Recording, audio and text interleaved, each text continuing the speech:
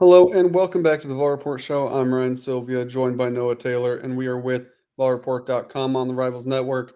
And we wanted to hop back on to the VolReport Show, not only to recap Chattanooga, take a look at kind of our higher lower wagers we did with each other going into that game, but then also do a preview for this weekend's matchup against NC State. AP poll just dropped. NC State holds on to the number 24 spot. Tennessee moves up one spot to number 14. So a top 25 matchup in Charlotte is on deck. But first, let's close the book on Chattanooga. Let's just start with, it's been, 2 or 3 days since that game's been played. As it's kind of settled in, what are your thoughts on what Tennessee did on Saturday? I know we said this a lot. Everybody's been kind of saying it that tries to think logically anyway, I think. But it is Chattanooga. I know you kind of have to throw that out there every time you kind of talk about this game. But I mean, Tennessee's offense, now that it has settled in, I know Josh Heupel sees it differently because he knows the details and things like that. For us, it's hard to see a flaw that Tennessee made in that game. I mean, certainly Nico is obviously the headliner. He played incredibly well, but we thought this wide receiving core would take a step up this year with some of the new pieces they got, some of the growth they had from guys that got to play last year, and they looked as advertised in that game. I thought obviously on the outside was where they did most of their damage, but like we talked about today, Kelsey Pope, very complimentary of what they were able to do on the inside as well with Squirrel Wright and Chaz Nimrod.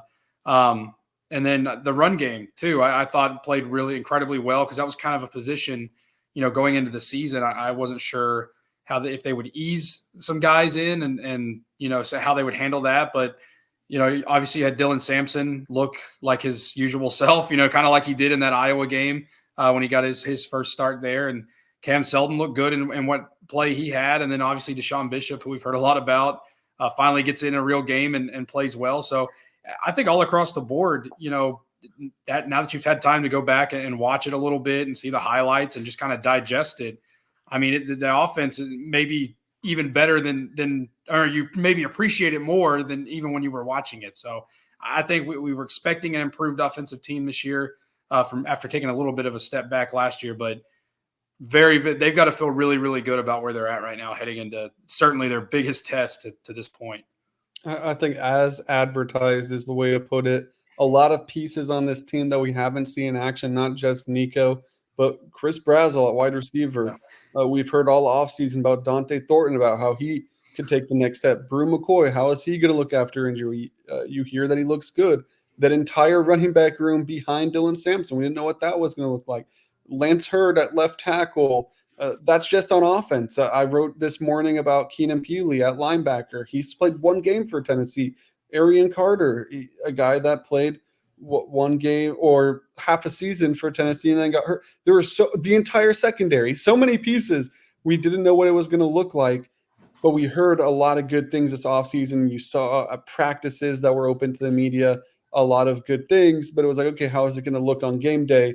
And it's Chattanooga. It's game one, but it was as advertised in game one. And really, it was tough to find too many spots that didn't live up to the high expectations that the coaching staff has laid out to the media of what they expect from their guys and also their fellow players. Let's look at the higher lowers we did last week, though, and see the results of that. The first one was 54.5 points scored by Tennessee. We both went higher, and the result was higher. 69 points scored by the Vols in the 69-30 win. So 1 point for each of us there. The second one was Nico Iamaleava, 200 or more passing yards. Yeah, he hit it. Broke a school record in one half, 314. You had higher. I had lower on that one. I didn't think that they were going to throw the ball as much. I guess he did throw the ball over 20 times, but it was also just a lot of big completions down the field too, which definitely helped things out. So you take a 2-1 lead with that one. Dylan Sampson and Cameron Selden, 15.5 carries combined. We both went lower, and we were both wrong. That one's going to be 19. And the split on that was 12 for Dylan Sampson and 7 for Cameron Selden. So Dylan Sampson, I think when we talked about this, neither of us really expected Sampson to go much over 10 carries, and he ends up at 12. So that's going to give us both a loss on that one. 2 left. You lead 2-1 at this point. 2.5 created turnovers. You took higher. Your bold take was 3 turnovers. I went lower, and it's either 1 or 2. I don't know if you count the blocked punt as a turnover, but even if you do, that's only 2. Tyree West forces a fumble early in the game. I think Josh Josephs jumped on that one. So definitely lower than 3, even if you do or don't count that punt. So tied up at 2. Could we get a winner take all? No, because I had a horrible line set on the yards of the offense. 718 yards of offense for Tennessee that game. I set the line at just 500. So we both get that one right. We both go 3 for 5 in our higher lowers. Let us know how you did in the comments if you played along during last episode. And we'll do some more at the end of this one for that NC State game. But before we jump into that, let's just talk about NC State. First things first, Tennessee win this game? Yeah, I think they do. I think it was a game we've all been feeling pretty good about, for Tennessee going into it. I think it was one that I think both of us had kind of said that it maybe was flying under the radar a little bit. Everybody. I think when you look at that schedule, you kind of immediately jump to that Oklahoma game because that's your SEC opener. It's on the road. A lot of emotion kind of going in that game with some of the connections there with Josh Heupel and Oklahoma. It's Oklahoma's first SEC game. But I thought that NC State game was a sneaky one. Obviously, a game I think we both expect Tennessee fans because of the way they travel, even though it's in North Carolina, that there'll be a lot of Tennessee fans there. I don't think that'll be so much of a problem for Tennessee playing in Bank of America Stadium. But I think after watching NC State against Western Carolina, part of me is kind of in this. It's week 1, some new pieces, obviously with the quarterback there, an experienced guy in Grayson McCall. But his first game with them, maybe they have to mesh a little bit. But that was a game that was closer than expected, certainly in that second half. And of course, NC State kind of pulls away in the fourth quarter, makes it look a little bit more commanding than it probably was. I'm trying not to get, and I think Tennessee fans probably feel the same way, trying not to get lulled to sleep by that, I guess, that certainly this NC State team could look completely different in week 2, but certainly some really good pieces there. Obviously I know we'll get to in a minute.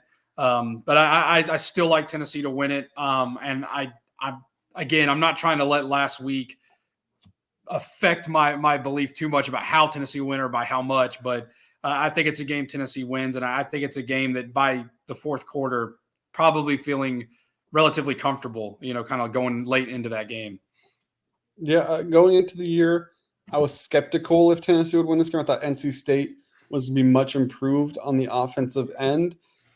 I think I saw what I needed to see, though, against Western Carolina, and I agree you can't overlook an NC State team because of that performance, and you don't want to let it change your thoughts too much. But at the same time, it swung me in the favor of Tennessee, and it's because I don't know if NC State can keep up on the offensive end. Like, I think Nico and that offense are going to get theirs, and they're probably, like, you would think they're going to score over 30 points in that game.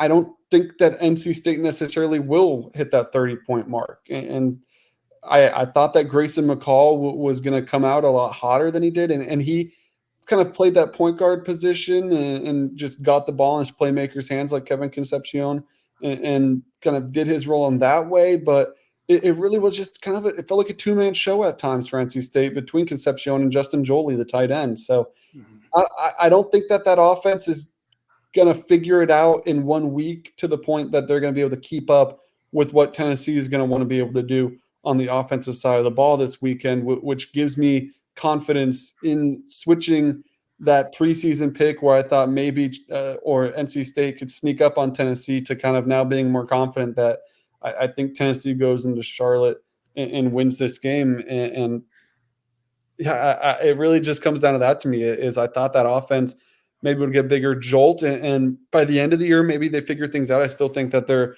a team to watch as an ACC contender. But in terms of week 2, in terms of Tennessee, I think Tennessee's got that ball rolling in the right direction. And NC State's got a couple things they're going to want to figure out on the offensive end.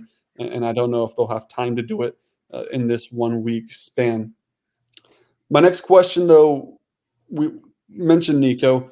Right now, the discourse around Nico is he's a Heisman winner. He's gonna be the number one pick in the draft. Like it's never been higher around Nico than right now after his performance against Chattanooga. What are people gonna be saying about Nico Iamaleava after this NC State game? Today when we were putting our story together on the AP poll coming out, it kind of hit me, for me anyway, it just kind of hit me about this stage that Tennessee's going to be on Saturday night. That it didn't really hit me before until now that it's game week. But, you're the 7:30 primetime ABC game. Obviously, two ranked teams, two top 25 teams playing against each other. I think this is a huge opportunity for him. Now, I know if you were to ask him, he's not going to care about the personal stuff and how it makes him look. Obviously, it's going to be about winning and getting the ball around to the team and all that. But, I mean, it's an opportunity to really kind of showcase that nationally for people who didn't watch that Chattanooga game, or for people who maybe were not completely sold about that Citrus Bowl game back in January. Obviously very limited, even still, very limited kind of game film on what Nico is able to do. But, I mean, that Chattanooga game obviously has caused a lot of buzz. You hear a lot of national guys that have played quarterback at a high level, say a lot of things, not just Tennessee's coaching staff and people associated with Tennessee. I mean, people just nationally are really high on him after that Chattanooga performance. I think that discourse is just only going to grow after this game because of the stage it's on, because it's Tennessee's first test. It's against a Power 5 defense, a Power 4 defense that's pretty good on paper. So I think that the talk is only going to get a little bit louder, I guess, about Nico Iamaleava and what he's capable of doing. Yeah, it's important that they do have this stage, and it's the game that night. Like Texas and Michigan's probably the biggest game of the day, but you don't share a time slot, so everyone's gonna be watching your game. And it's funny because you think, like, if you open Twitter right now, you're seeing conversations around a handful of guys. And it's because they've played in the primetime spot. Everyone's talking about DTU right now. It's because he's played two primetime games. Everyone's watching him. Castellanos, the quarterback for Boston College, had a nice game. You're seeing a lot of stuff around him. You look at Garrett Nussmeier and Miller from USC. Those are the guys that people are talking about right now because they played in primetime spots. Yeah. I mean, you even think to like Cam Ward for Miami's getting a lot of talk. It's because they played an SEC opponent in week 1 and people were watching. Diego over at Vanderbilt's getting talked about. It's because once Carson Beck and them started to put away Clemson, that became the game everyone turned the channel to. So It does matter if you want national attention. It does matter where your game's placed and what the other games look like and all of that. Like, that's when I feel like a lot of people were like, okay, Hendon Hooker is that guy, and Jalen Hyatt, he's a Biletnikoff winner, was when they played Alabama. Like, you knew that, like, Hendon Hooker had games before that too, like LSU and Florida, that he played really well in, but it was when the entire country is watching that game and everyone's talking about that game and you go out and you perform at a high level, that's when it kind of takes that next step. So that's what it could be for Nico. If he goes out, I'm not saying he has to throw for 315 yards this time and break his own record, but if he can play at a really high level and look the part once again, then maybe that fifth in the Heisman odds starts to get a little bit more hot, and people really start to look at him as one of the elite quarterbacks, not only in the SEC, but in the country. Because after 1 week against Chattanooga, that's kind of what it looks like. Kind of more on the NC State side of things, though, what's the key for Tennessee in this game? To, like, what do they have to limit? What does Tennessee have to do to make sure that this is comfortable on Saturday, though? Yeah, I think it's the big plays. That's what NC State kind of hit on the other night against Western Carolina. You mentioned Jolie, obviously, there was a big target in that game, and then Kevin Concepcion, who kind of carried them, in that game, especially late.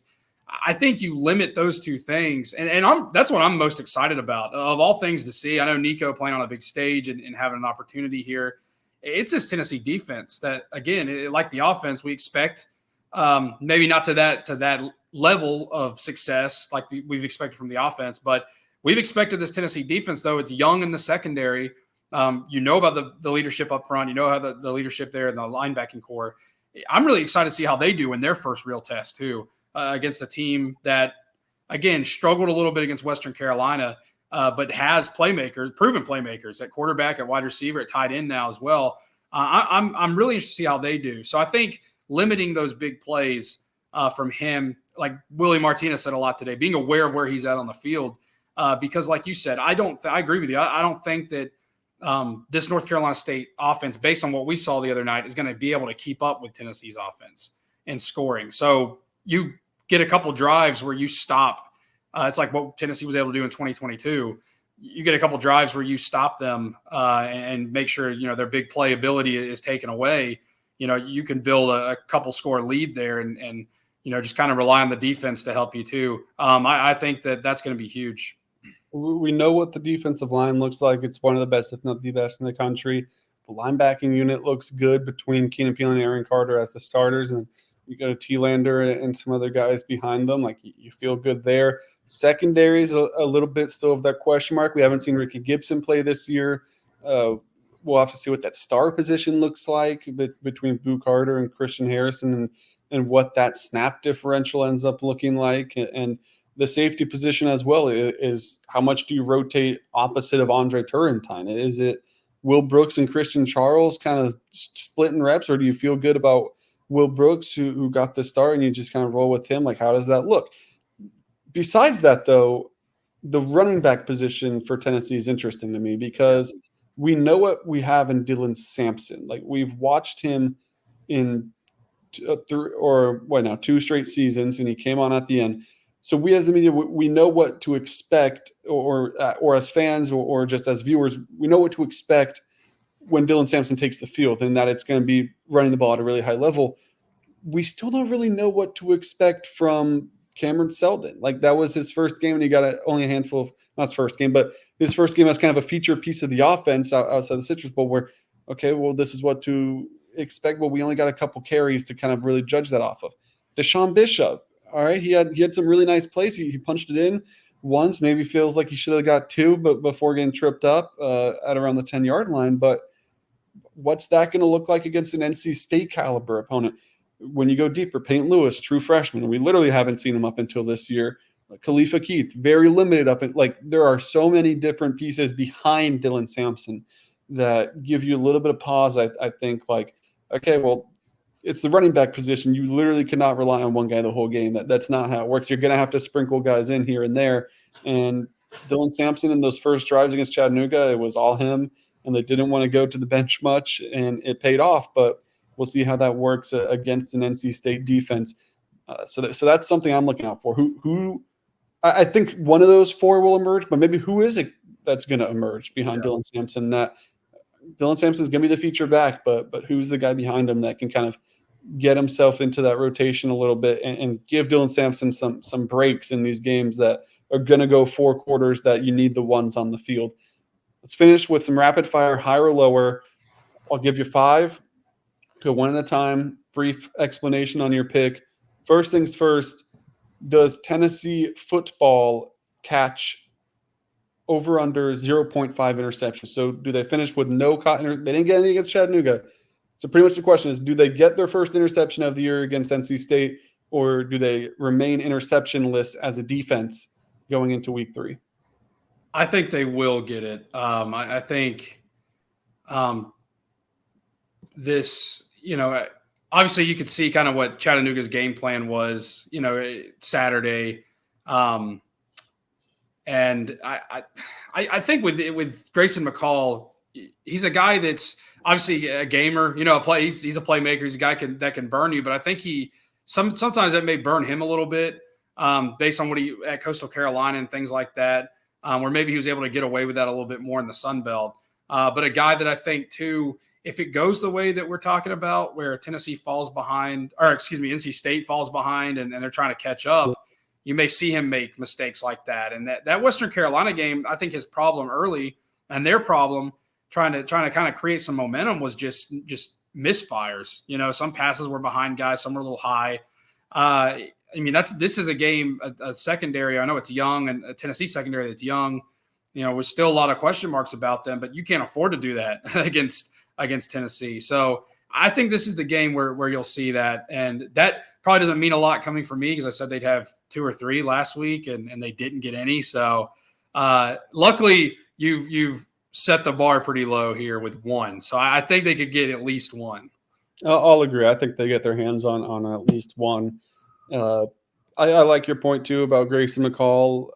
I mean, he takes care of the ball. Like he's not. If you look at his numbers, it is ridiculous turnover to interception ratio, just on paper. But if they fall behind, you need a play to be made. Maybe you put one in harm's way, and Tennessee comes up with the big pick. So I'll take one over as well. On the other side of things, whether it's an interception, whether it's a fumble, no matter how it comes, will Tennessee turn the ball over under 0.5 turnovers for Tennessee? Man, dang. You know what? They had one last week, and I know that was very second half. You kind of got your 2s and 3s in there. I'm going to say, there'll be. What was the line again? I'm sorry. It was over just one. Then over. If there's none, then under. I think there'll be one, because I think there's going to be. Although I think Tennessee again wins it relatively comfortably. Particularly you're feeling good in that fourth quarter. At least the way I think it's going to go. I do think there's going to be some moments, maybe where NC State gets a little momentum because of something like that. I'm going to say though it'll probably. I hate to even say it comes on a pick, because Josh Heupel's quarterbacks. Of course, Nico hasn't thrown one yet, and I know he hadn't played a lot of football. But you go back to Hendon Hooker, you go back to Joe Milton. Those were guys that didn't turn the ball over a lot at all. That's one reason Tennessee's offense has been so successful the last 3 years. So I'm going to go ahead and say there'll be one turnover. I just don't know how it'll play out. I have a hard time seeing it being a pick, but I think there'll be a turnover there at some point to maybe give NC State a little life and make this game a little closer than maybe Tennessee fans want kind of early on. I'll say no turnovers, and I definitely don't think Nico's throwing a pick. I think he'll take care of the ball, and I think this offense helps quarterbacks in taking care of the ball. If there is a turnover, I think it's a fumble. I think it's maybe on like a mesh, like the handoff or something like that. But I'll say no. I don't think that Tennessee turns the ball over against NC State, and I think that'll be a big reason that they win this game on Saturday is you win the turnover battle, which is always pivotal, especially in college football. Kevin Concepcion, it's impossible to not talk about him when you talk about this NC State team. Under 129 and a half yards from scrimmage. So whether that's rushing or whether that's receiving, will he get to the 130 mark or not? I'm going to say under on that. I just think, again, I think Tennessee's defense will play well. I mean, I think that, obviously, again, their first test and something that I think is everybody's going to be looking out for. I'm going to go under on that. I don't think I think he'll make some plays in this game, but I don't think he's going to run all over, Tennessee to the extent of 100, 129, 130 yards. I'll take the over on that one. I don't feel good about it at all, but I'll take the over. The thing is, though, I think if you look at the stat sheet after that game, it'll be Concepcion, however many he gets, and then a very decent drop off to the next guy. Yeah, I can see that. And they do have other weapons at receiver. Like, it's not like they don't, but I think that he is just head and shoulders above the rest, and he will get his own, and he'll get a bunch of touches, and they'll try to feed him the ball on some touch passes and things like that. But at the end of the day, I think he gets a lot of yardage, but that doesn't necessarily show up on the scoreboard because the entire body of work might not surround him as it needs to. 2 more left. Nico, 2.5 touchdown passes. Does he hit the 3 mark again, or does he stay under that? And, Tennessee gets their points on the ground rather than through the air. 2.5. I'm trying to go back and remember what Western Carolina's where their success came at. Obviously, Nico's a much different challenge than that, but I'm going to say it's going to be under that. I don't think it'll be a 3-touchdown game from him. I think it'll be an incredibly efficient game. I think there'll be, obviously some big plays that get them in the red zone and things like that. But I'm going to go under on that and say that, the other scores will come on the ground. Western Carolina got their 2 touchdowns in the first quarter through the air, and then their 3rd and final touchdown on a run, but all of them came within the red zone. So just something to keep in mind to answer your question there. I'll say yes, though. I think Nico has himself a really nice day. I think he hits the 3 or 4 mark. I mean, he's playing 4 quarters, so or yeah, at least you would assume if this game is somewhat tight. So I think he hits that three mark. I know like Tennessee's offense is responsible for 4 touchdowns against Iowa in the Citrus Bowl with James Pierce Jr. attacking on the 5th of the game, and 3 of those are on the ground, but they're through his legs, which that doesn't count for this. But he's going to have his fingerprint on the game in one way or another, and I think that'll result in him finding the end zone with his arm at least 3 times. Last one before we wrap this up. Tennessee points. Do they hit 35, 34.5 for just Tennessee points? Yeah, I'll say they hit that. Yeah, I don't see them. I don't see it being like last season in some of these games where it was kind of a little bit like pulling your teeth to try to get to that 30 mark in some games with last year's offense. I think it's more safe to say this year that they could hit that.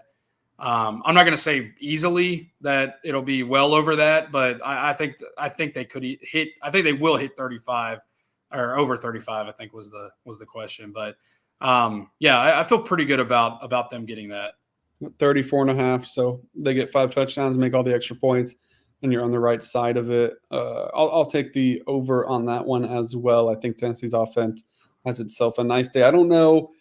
I mean, you go over 35, there's a good chance you're going over 40, but I don't know. Can't imagine they go too far over 40 if that is the case. I think it's somewhere in that kind of 35 to 42 range is probably where they're settled. But once again, as we talked about in the predictions, I don't know if NC State can keep up on offense with Tennessee if they're getting over that 35-point mark. We'll see. It could be a race to 30 type of deal, and maybe Tennessee's offense stalls against an NC State defense, and that's a little bit tougher, or maybe it's what we kind of expect. NC State doesn't have the mustard to kind of get to that point. That'll do all for us here, though, today on the VolReport Show. We will have an opponent preview over with JC Zembel at the Wolfpack Central, NC State's rival side. I talked to him a little bit earlier. That'll be posted on Thursday, so you can get the perspective from the NC State side of things. I always say if you want to be the smartest one at the tailgate, you got to listen to those. You got to go to their site over at ncstate.rivals.com to kind of get the scoop on what's going on the Raleigh side of things.